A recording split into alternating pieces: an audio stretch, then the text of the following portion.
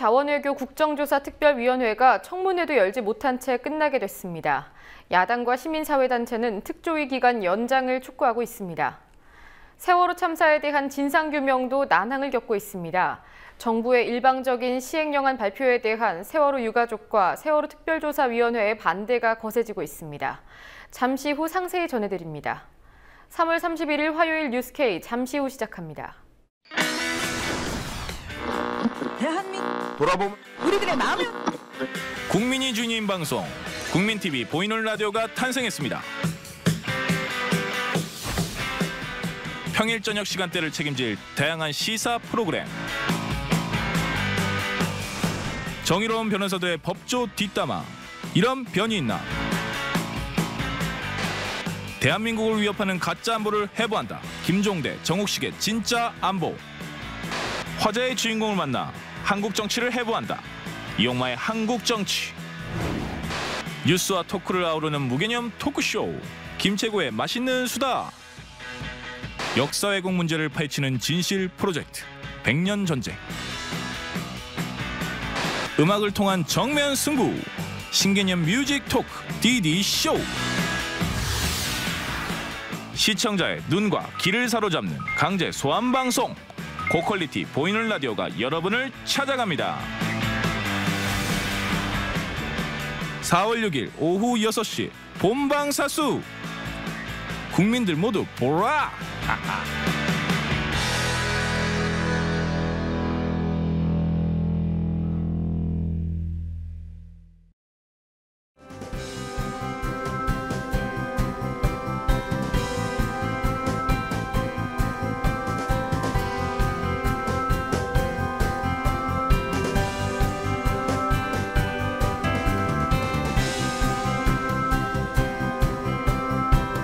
4월 6일부터 뉴스K가 퇴근길에 함께합니다. 저녁 7시, 2시간 빨라진 뉴스K. 많은 시청 바랍니다. 해외 자원개발 진상규명을 위한 국정조사특별위원회 청문회 한 번도 못 열고 끝나게 됐습니다. 이른바 MB 자원외교 비리와 관련해서는 연일 새로운 의혹들이 제기되고 있는데요. 야당과 시민단체들은 국조특위 기간을 연장해서 관계자들을 청문회에 세워야 한다고 주장합니다.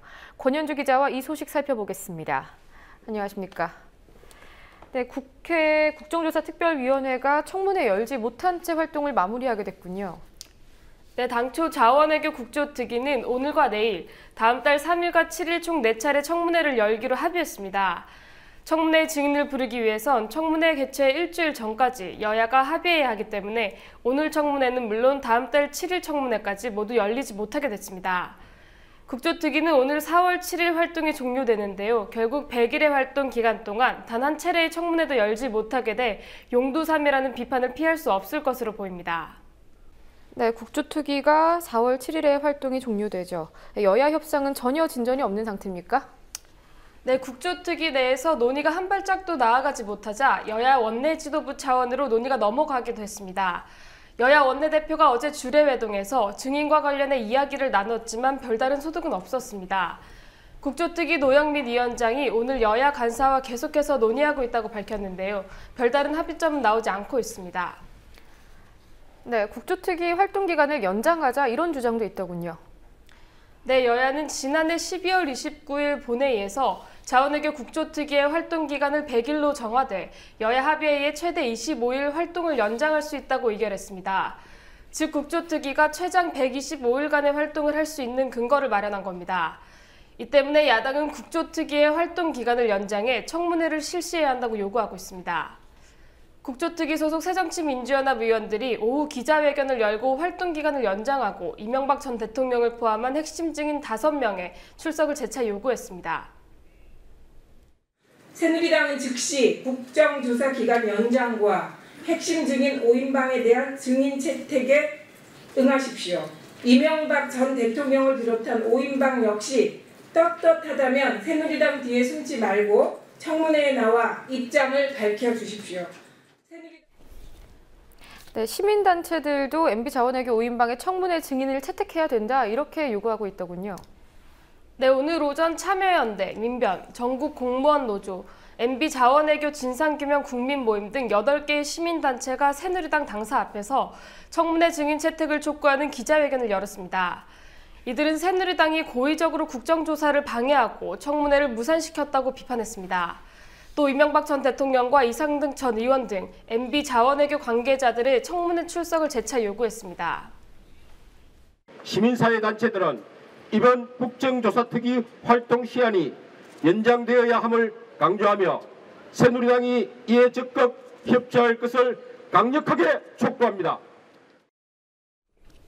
네, 자원외교 의혹과 관련해서는 오늘도 또 새로운 의혹이 드러났더군요. 어떤 겁니까? 네, 김재남 정의당 의원이 어제 에너지 공기업들이 이명박 정부의 해외 자원개발 사업 손실을 국민연금을 동원해 메우려고 했다고 밝혔습니다. 김 의원이 입수한 한국석유공사의 하베스트 유동성 위기 대응 방안 보고 문건을 보면 석유공사가 캐나다 하베스트를 인수할 때 따른 유동성 위기에 대응하고자 국민연금 1억 3천만 달러를 동원하려고 한 사실이 드러났습니다. 석유공사는 하베스트사의 자회사인 날의 매각 과정에서 1조가 넘는 손실을 입었는데요. 이명박 정부 자원외교의 대표적인 실패 사례로 꼽히는 사업입니다. 가스공사 역시 작년 2월 주바이르 사업의 국민연금을 주요 투자자로 해서 3억 4,800만 달러를 동원할 계획을 검토했습니다.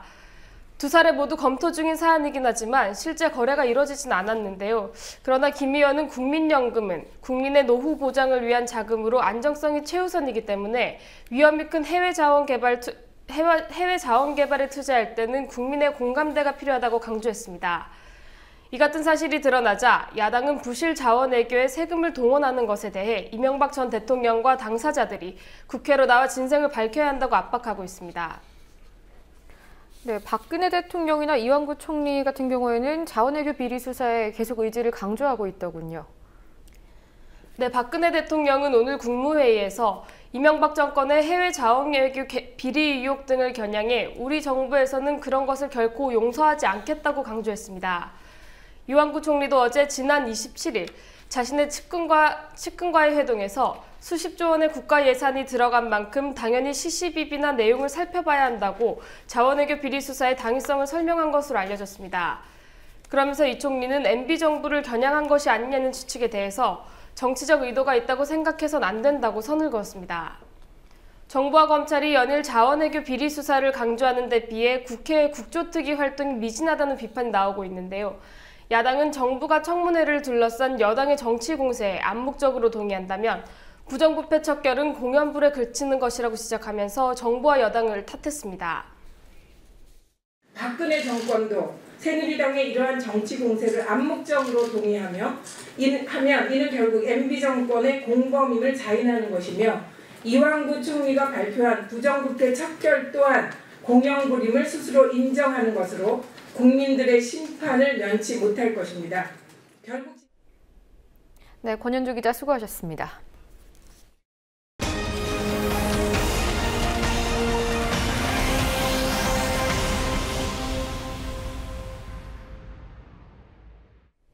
여당이 다음 달 임시국회에서 경제활성화법 처리에 사활을 걸 것으로 보입니다. 이른바 학교 앞 호텔법이라고 불려온 관광진흥법 개정안도 포함되는데요. 이를 두고 재벌특혜법이라면서 비판했던 새정치민주연합이 법안의 우선 처리에 합의하면서 통과 가능성이 더 커졌습니다. 시민단체들은 경제활성화는커녕 비정규직 양산의 학습권 침해만 불러올 것이라고 주장합니다. 그 이유를 강신혜 기자가 보도합니다.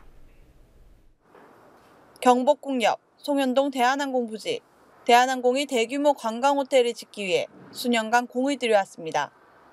하지만 덕성여중과 덕성여고, 그리고 풍문여고, 3개의 학교가 인접해 있는 대한항공의 부지에 호텔이 들어서는 것은 불가능했습니다. 현행 관광진흥법에 의하면 학교 반경 200m 이내에는 호텔이 들어설 수 없기 때문입니다. 그런데 이 부지에 호텔이 들어설 가능성이 높아졌습니다. 여야가 4월 임시국회에서 학교 앞 호텔 신축을 허용하는 관광진흥법 개정안을 우선 처리하기로 했기 때문입니다. 재벌특혜법이라며 그동안 학교 앞 호텔 건립에 반대 입장을 펼쳐왔던 야당은 지난 2일 김영란법을 통과시키면서 새누리당이 요구하는 관광진흥법 개정안을 우선 처리하기로 합의했습니다. 야당은 협상의 여지를 열어두고 있는 것뿐이라며 학교 인근 200m 밖이라는 범위는 지킬 것이라는 입장을 내놨습니다. 새누리당이 내놓은 개정안에는 학교 경계 200m 이내라도 유해시설이 없는 100실 이상 객실의 관광호텔 설치를 허용한다는 내용이 포함되어 있습니다. 이에 경실련, 도시연대 등 학교 앞 호텔 건립에 반대하는 시민단체들은 오늘 새누리 당사 앞에서 학생들의 학습권을 파괴하는 관광진흥법 합의 규탄 기자회견을 열었습니다. 이들은 정부가 호텔이 미래 성장 동력이 되고 청년 일자리가 호텔에 많이 있다는 근거 없는 말로 명분을 내세우고 있다고 비판했습니다. 그 일자리 창출이라는 것은 비정규직 일자리 양산일 뿐이고 경기 활성화는 실제로는 재벌들 배불리게 불과하다는 것이 이미 다 드러난 상황입니다. 또 이들은 새정치민주연합이 가짜 경제 살리기 법안이라며 당론으로 반대한 지 채 열흘도 안 돼 입장을 바꾸는 이중적인 태도를 보였다고 비판했습니다. 기자회견에 이어 이들은 국회로 이동해 토론회를 열고 학교 주변 호텔 건립에 대한 문제점에 대해 논의했습니다. 학생들의 학습 환경을 해칠 뿐만 아니라 경제 활성화의 근거가 빈약하다며 정책 추진의 방향에 대해 의문을 제기했습니다. 박근혜 대통령은 학교 주변 호텔 건립 규제를 쓸데없는 규제이며 암덩어리로 규정한 바 있고 최경환 경제부총리는 학교 앞에 호텔을 지어야 경기가 살아난다며 국회를 압박했습니다. 오는 4월 임시국회에서 통과를 앞두고 있는 관광진흥법 개정안. 시민들의 반발은 더욱 거세질 것으로 보입니다. 국민TV 뉴스 강신혜입니다. 이른바 세월호 특별법 시행령안에 반대하며 노숙농성 중인 세월호 참사 유가족들이 오늘은 유승민 새누리당 원내대표를 만났습니다. 유가족들이 시행령안의 문제들을 지적하자 유 원내대표는 정부가 결정할 영역이라고 답했습니다. 김종훈 기자가 보도합니다. 솔직히 말하면 8천원 적죠. 우리 애들 목숨이 8천만 원밖에 안 되니까 800억, 8천억 줘도 모자랍니다. 저희가 그 돈 받자고 이러고 있는 겁니까? 제발 진실을 알려달라고요. 왜 죽었는지. 1년이 다 됐는데 특별조사위원 출범도 못하고 직전에 이 시행령 만들어 놓고 받을래 말래 던져놓고 결국 이 자리까지 나오게 또 만드는, 그러면서 그 와중에 슬쩍 8천만 원 숫자 던져놓고. 오늘 오전 세월호 참사 유가족 유경근 집행위원장이 떨리는 목소리로 호소합니다. 유 위원장은 정부가 부실한 세월호 시행령을 내놓고 조사 특위를 무력화하기 위해 8천만 원 액수를 명기해 배보상금을 제시한 것 아니냐고 되물었습니다. 세월호 참사 유가족들은 어제부터 청와대 인근 청운 효자동 푸르메 센터 앞에서 노숙농성을 하고 있습니다. 정부가 입법 예고한 4.16 세월호 참사 특별법 시행령 폐기와 박근혜 대통령 면담을 요구하기 위해서입니다. 이석태 세월호 특별조사위원회 위원장도 농성 중인 유가족을 찾아 정부가 발표한 시행령에 대해 불만을 감추지 않았습니다. 저희들은 지금 거의 허수아비 일종의 관제, 그런 조사기로 전락할 그런 위기에 있기 때문에, 그래서 일단 사무실에서 나와서 국민들을 만나고 그래서 저희들의 그런 어려움을 전달하고 그렇게 해서 국민들의 지지를 받아서 시행령을 철회시키고. 청운 효자동뿐 아닙니다. 광화문에서도 비가 오는 날씨 속에 유민 아빠 김영호 씨와 세월호 유가족들이 연좌 농성을 하고 있습니다.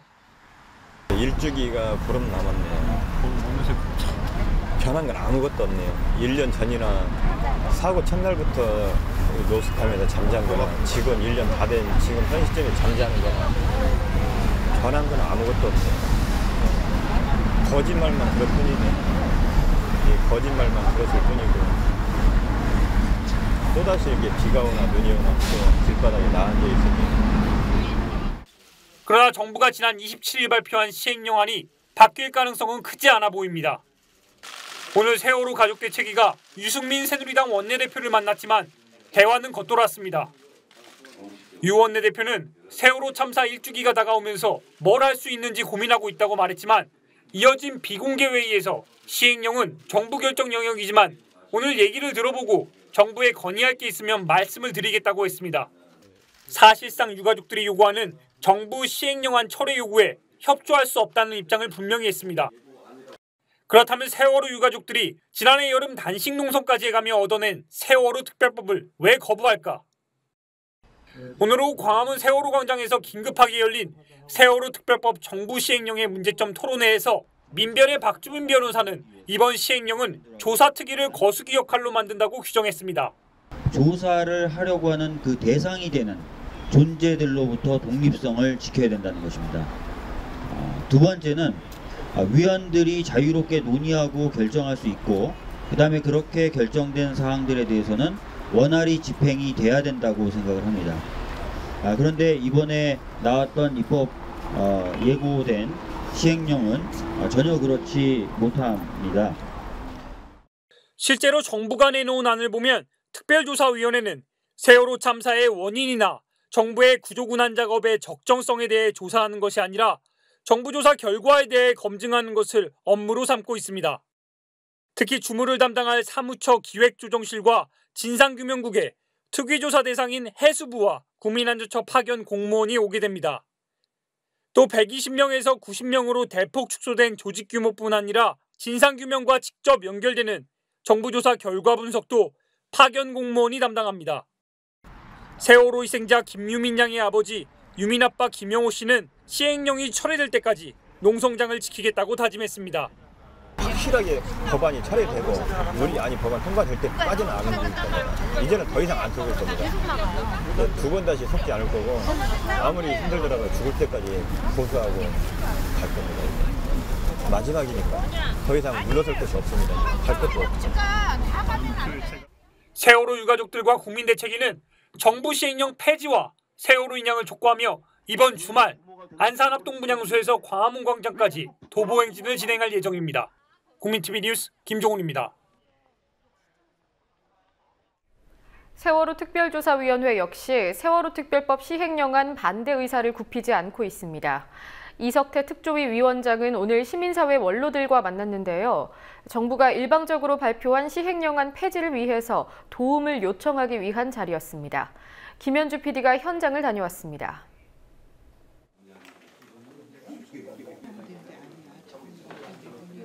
지금 시행령이 가장 심각한 것은 저희가 장차관급 상임위원 5명을 비롯한 17명의 특조위원 업무 종합과 조정, 그다음에 각 소위의 기획과 조정 권한을 모두 정부 파견 공무원이 기획 조정 실장이 총괄한다는 점입니다. 이것은 특조위를 무력화시키는 거고요. 저희 내일 모레면 일주기가 다가옵니다.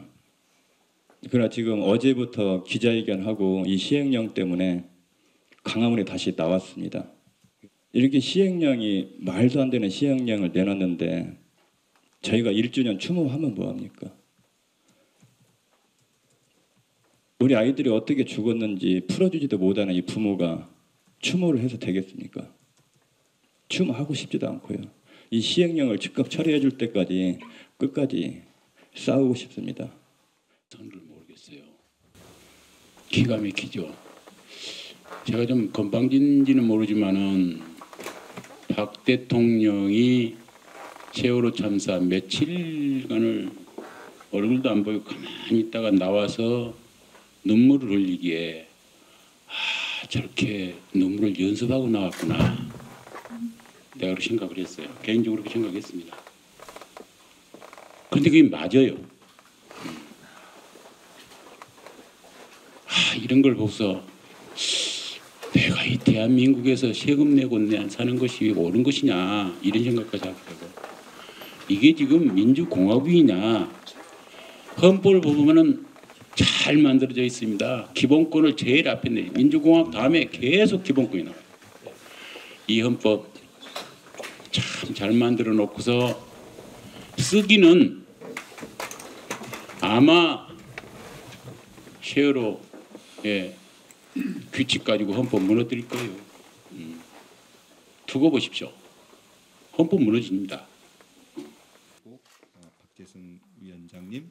해수부는 사실 하부 기관, 하수 기관이고 주범은 청와대에 있죠. 청와대 당사자들.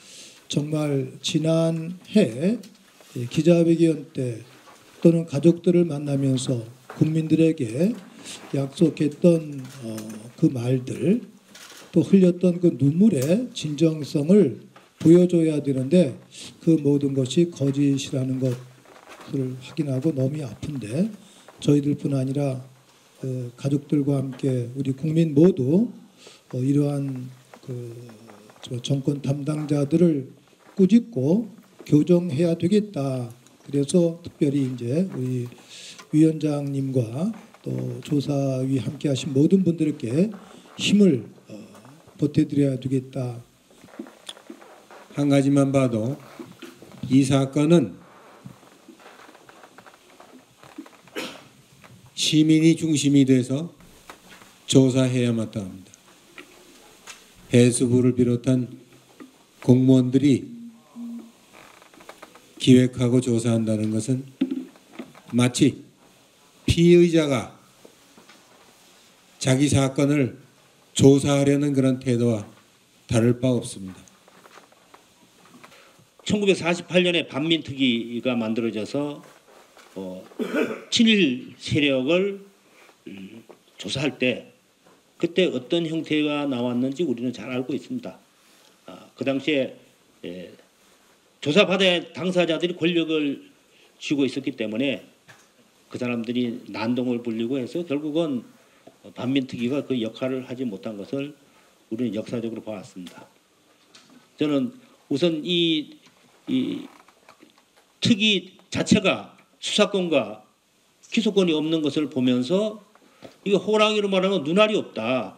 그거는 제가 노무현 정부 때 그 부패 방지에 일을 참여하면서 그때도 수사권, 조사권이 없어서 기소권이 없어서 저는 그렇게 생각했는데 실제로 부패 방지하는데 큰 역할을 하지 못한 결정적인 요인이 기소권과 수사권이 없는 겁니다.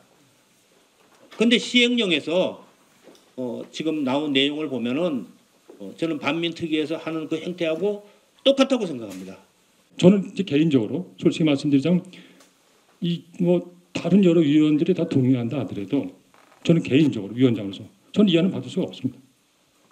이 안을 가지고 할 수가 없어요. 아까 그 유민 아빠 말씀하신 대로 기획조정실장 또 그 아래에 있는 기획총괄 담당관 또 그 옆에 있는 진상규명의 조사일 과장 또 그 옆에 있는 안전사회 담당 과장 가장 중요한 포스트 그리고 최종적으로 가장 높은 공무원의 직위를 가진 기획조정실장이 이 특위를 다 좌지우지하는 겁니다. 거기서 기획조정하고 일을 어떻게 이걸 다 정하는 거죠. 다. 그럼 간단해서 위원장은 호수아비고 우리 저기 권영변 이제 진상규 소위원회 위원장 계시는데 다 호수아비입니다. 할 일을 할 수가 없습니다. 그래서 사실 너무나 어처구니가 없어서 어떻게 이런 발상을 하게 됐을까? 저는 기본적으로 현재 이 시행령을 만든 정부는 우선 세월호 참사를 보는 그 점에 대해서 우선 충분히 이해가 되지 않고 이걸 어떻게 해? 함께 만드는 언론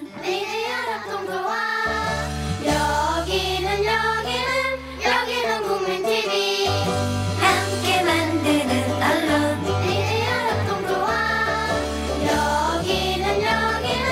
여기는 국민 TV.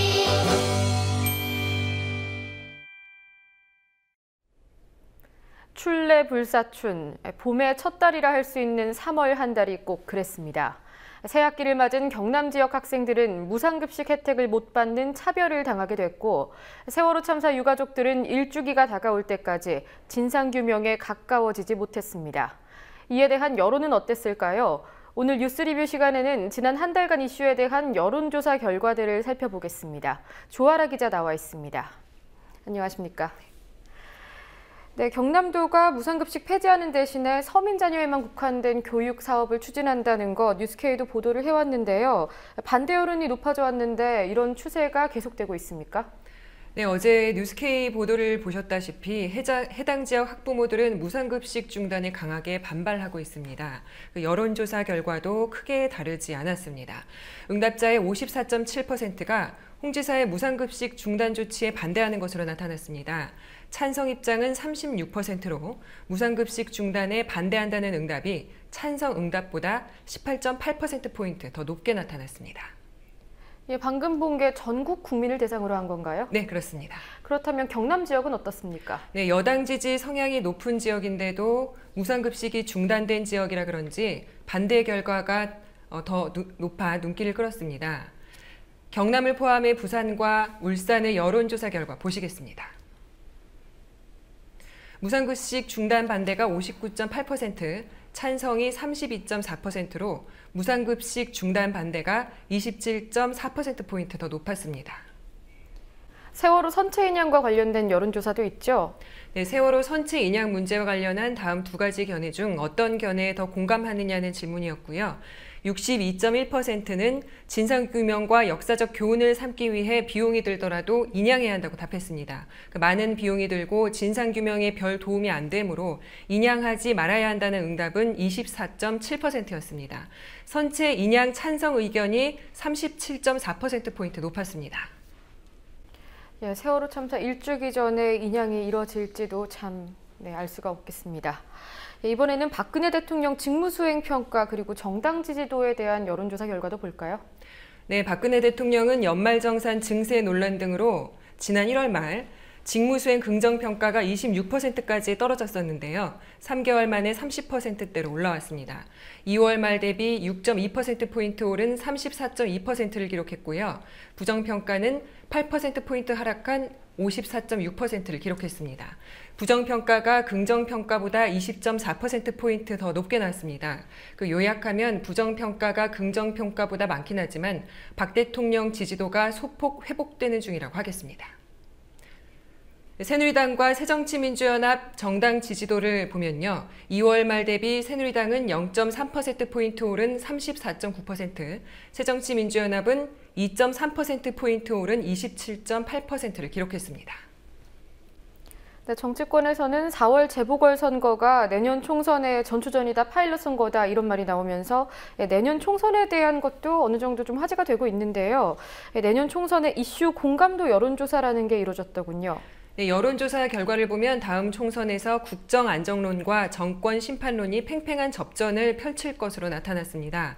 질문은 현재 전반적인 국민 정서를 고려할 때 내년 총선의 국정 안정론과 정권 심판론 중 어떤 이슈가 더 중요하게 작용할 것으로 전망하느냐고요. 국정 안정론이 44.3%로 42%의 응답률을 보인 정권 심판론보다 오차 범위 내인 2.3%포인트 더 높았습니다. 다만 내년 총선 때까지 남은 시간이 결코 여당 편이 아니란 지적이 변수인 셈입니다. 네, 여론조사 하나만 더 보도록 하겠습니다. 차기 대선 주자 적합도에 대한 것도 있었죠? 네, 모두 6명의 여야 유력 주자가 상정됐는데요. 김무성 새누리당 대표, 김문수 새누리당 보수혁신위원장, 문재인 새정치민주연합 대표, 박원순 서울시장, 안철수 새정치민주연합 의원, 오세훈 전 서울시장입니다. 문재인 대표가 처음으로 30%대 지지율을 넘어섰습니다. 역대 최고치인데요. 32.5%의 지지를 얻어 1위입니다. 그 뒤로 김무성 대표가 16.8%, 박원순 서울시장이 12.1%로 문재인 대표와 각각 15.7%포인트, 20.4%포인트 차이가 납니다. 뒤를 이어 오세훈 전 서울시장이 8.8%, 안철수 의원이 7.2%, 김문수 보수혁신위원장 6.8% 순으로 나타났습니다. 지난 2월 말과 비교해보면 문재인 대표는 3.4%포인트, 오세훈 전 서울시장은 2.4%포인트 상승했고요. 김무성 대표 0.7%포인트, 박원순 서울시장 3.6%포인트, 안철수 의원 2.7%포인트, 김문수 보수혁신위원장 0.2%포인트 하락했습니다. 문 대표의 지지율에 대해 관악을 재보선 출마를 선언한 정동영 전 의원은 인기는 아침 이슬처럼 해가 뜨면 날아갈 수 있다고 지적하기도 했는데요. 석 달여 여론조사 지지율 1위를 달성하고 있는 문 대표의 기세가 대세론으로 연결될지 지켜볼 일입니다. 예, 그리고 벌써부터 다음 총선 출마와 관련된 정계 뒷이야기 이런 것들이 전해지고 있다고 하는데요. 정몽준 전 새누리당 의원이 오세훈 전 서울시장과 테니스 회동을 가졌다고요? 네, 정계 뒷이야기인데요. 두 사람이 테니스를 치고 식사를 하는 자리에서 서로 총선 출마를 권유했다고 합니다. 정몽준 전 의원이 먼저 출마를 제안하는 취지의 말을 했는데 구체적으로 안철수 의원의 지역구인 서울 노원병을 거론했다는 겁니다. 출마 권유에 대해 오 전 시장이 긍정적으로 답했는데 노원병에 대해선 생각해보지 않았다고 말했다고 합니다. 오 전 시장은 정 전 의원이 서울 종로구 평창동으로 이사한 것을 두고 종로에 출마하려고 하냐고 물었지만 정 전 의원은 부정적인 입장을 보였다고 합니다. 두 사람은 모두 서울시장에 얽힌 인연이 있는데요. 오 전 시장은 2011년 무상급식 주민투표에서 시장직을 걸었다가 물러났고요. 정 전 의원은 지난해 의원직을 사퇴하고 서울시장에 출마했다가 박원순 시장에게 패한 적이 있습니다.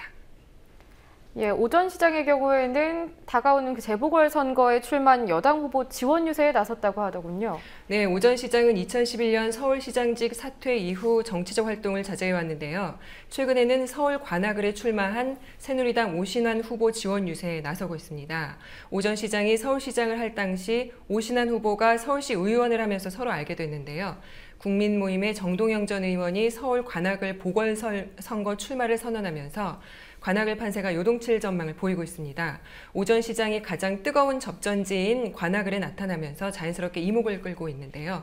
이번 대선 후보 적합도 여론조사도 그렇고 오 전 시장이 내년 총선에 출마하겠다는 의사를 밝혔다는 정계 후문도 그렇고요. 만약 내년 총선에 출마한다면 이번 재보궐선거 지원 유세가 정계 복귀의 신호탄이 될 것으로 보입니다. 예, 여기까지 듣겠습니다. 수고하셨습니다.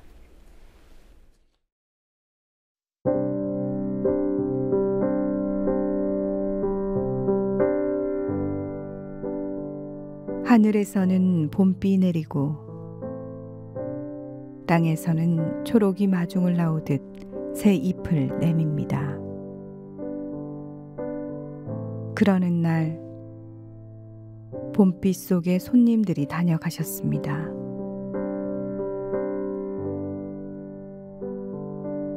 마중하고 배웅하고 다시 조용한 봄날 밤.